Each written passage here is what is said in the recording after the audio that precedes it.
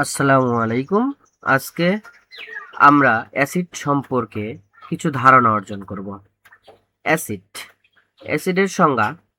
অ্যাসিডের সাধারণ সংজ্ঞাটি হচ্ছে যেসব রাসায়নিক পদার্থ জলীয় দ্রবণে আংশিক বা সম্পূর্ণরূপে বিয়োজিত হয়ে হাইড্রোজেন আয়ন দান করে তাদের অ্যাসিড বলে।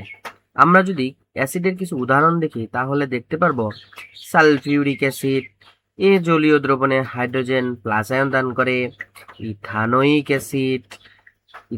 অ্যাসিডও জলীয় দ্রবণে হাইড্রোজেন প্লাস আয়ন দান করে।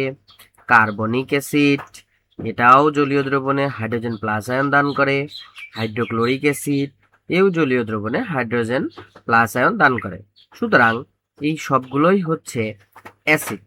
আমরা অ্যাসিডের বৈশিষ্ট্য দেখব। অ্যাসিড স্বাদে টক হয়ে থাকে। অ্যাসিড নীল লিটমাস পেপারকে লাল করে। অ্যাসিডের পিএইচ এর মান সবসময় 7-এর কম হয়ে থাকে। যারা এই চ্যানেলে নতুন তারা আমাদের চ্যানেলটিকে সাবস্ক্রাইব করুন এবং এরকম আরো অনেক শিক্ষামূলক ভিডিও পেতে আমাদের সাথেই থাকুন। ধন্যবাদ।